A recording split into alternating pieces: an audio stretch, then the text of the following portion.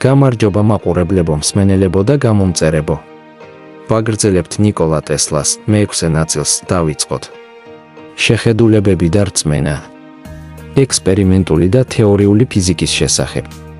ტესლა არ ეთანხმებოდა თეორიას, რომ ატომები შედგებოდა უფრო მცირე სუბატომური ნაწილაკებისგან და ამტკიცებდა, რომ არ არსებობდა ისეთი რამ, როგორიცაა ელექტრონის მიერ ელექტრული მუხტის შექმნა. ის თვლიდა, რომ თუ ელექტრონები საერთოდ არსებობდნენ, ისინი წარმოადგენდნენ მატერიის მეოთხე მდგომარეობას ან სუბატომს, რომელსაც შეეძლო არსებობა მხოლოდ ექსპერიმენტულ ვაკუუმში და რომ მათ არაფერი ჰქონდათ საერთო ელექტროენერგიასთან. ტესლა თვლიდა, რომ ატომები უცვლელია, მათ არ შეეძლოთ მდგომარეობის შეცვლა ან რაიმე ფორმით დაშლა. ის მომხრე იყო მე-19 საუკუნის კონცეფციისა, რომელიც ყოვლისმომცველი ეთერი იყო და ელექტროენერგიას გადასცემდა. ტესლა ეწინააღმდეგებოდა მატერიისა და ენერგიის ეკვივალენტობას. ის აკრიტიკებდა აინშტაინის ფარდობითობის თეორიას და ამბობდა, მე ვთვლი, რომ სივრცე არ შეიძლება იყოს მრუდი იმ მარტივი მიზეზის გამო, რომ მას არ შეიძლება ჰქონდეს თვისებები. შეიძლება ითქვას, რომ ღმერთს აქვს თვისებები. 1935 წელს მან ფარდობითობა აღწერა, როგორც იისფერში გახვეული მათხოვარი, რომელსაც უმეცარი ხალხი მეფედ მიიჩნევს და თქვა, რომ მისმა ექსპერიმენტებმა ანტარესიდან კოსმოსური სხივების სიჩქარე სინათლის სიჩქარეზე 50-ჯერ მეტი გაზომა. ტესლა აცხადებდა, რომ შეიმუშავა საკუთარი ფიზიკური პრინციპი მატერიასა და ენერგიასთან დაკავშირებით, რომელზეც მუშაობა 1892 წელს დაიწყო, ხოლო 1937 წელს, 81 წლის ასაკში, წერილში აცხადებდა, რომ დაასრულა გრავიტაციის დინამიური თეორია, რომელიც ბოლოს მოუღებდა უაზრო სპეკულაციებსა და ცრუ წარმოდგენებს, როგორიცაა მრუდი სივრცის თეორია. მან განაცხადა, რომ თეორია ყველა დეტალში იყო დამუშავებული და იმედოვნებდა, რომ მალე მსოფლიოს გადასცემდა მას. მისი თეორიის შემდგომი განმარტებები მის ნაშრომებში არასოდეს მოიძებნა. საზოგადოებაზე. ტესლას მისი ბიოგრაფები ფართოდ მიიჩნევენ, როგორც ფილოსოფიური შეხედულებების მქონე ჰუმანისტს. მან გამოთქვა რწმენა, რომ ადამიანური სევდა ჩაერია ბუნების ბუნებრივ დაუნდობელ მოქმედებაში. მიუხედავად იმისა, რომ მისი არგუმენტაცია არ იყო დამოკიდებული ბატონი რასის კონცეფციაზე ან ერთი ადამიანის მეორეზე თანდაყოლილ უპირატესობაზე, ის ევგენიკას ემხრობოდა. 1926 წელს ტესლამ კომენტარი გააკეთა ქალთა სოციალური დამორჩილების ნაკლოვანებებზე და ქალთა ბრძოლაზე გენდერული თანასწორობისთვის. მან მიუთითა, რომ კაცობრიობის მომავალს დედოფალი ფუტკრები მართავდნენ. მას სჯეროდა, რომ მომავალში ქალები გახდებოდნენ დომინანტური სქესი. მან პირველი მსოფლიო ომის შემდგომი გარემოს შესაბამის საკითხებზე პროგნოზები გააკეთა სტატიაში სახელწოდებით მეცნიერება და აღმოჩენა არის დიდი ძალები, რომლებიც ომის დასრულებამდე მიგვიყვანს 1914 წლის 20 დეკემბერი. რელიგიაზე. ტესლა აღმოსავლეთ მართლმადიდებლური ეკლესიის რწმენით აღიზარდა.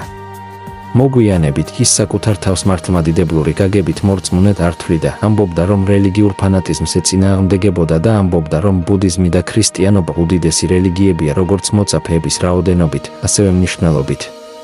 მან ასევე თქვა, ჩემთვის სამყარო უბრალოდ დიდი მანქანაა, რომელიც არასდროს შექმნილა და არასდროს დასრულდება და რასაც ჩვენ სულს ვუწოდებთ, სხვა არაფერია, თუ არა სხეულის ფუნქციონირების ჯამი. როდესაც ეს ფუნქციონირება წყდება, სული წყდება.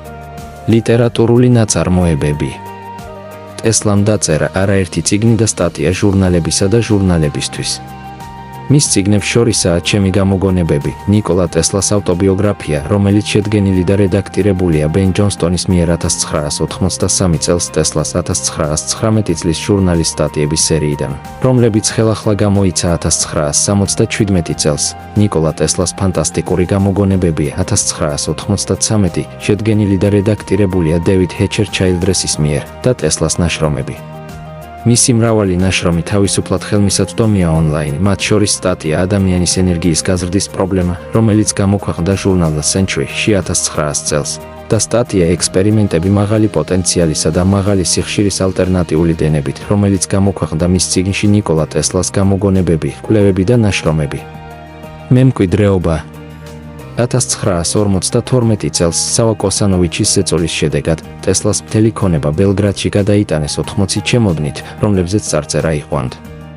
1957 წელს კოსანოვიჩის მდივანმა შარლოტა მუზარმა ტესლას ფერფლი შეერთებული შტატებიდან ბელგრადში გადაიტანა. ის ნიკოლა ტესლას მუზეუმში მარმარილოს კვარცხლბეკზე მოოქროვილ სფეროშია გამოფენილი. მისი არქივი 160,000-ზე მეტ დოკუმენტს მოიცავს და შესულია იუნესკოს მსოფლიო მეხსიერების პროგრამაში.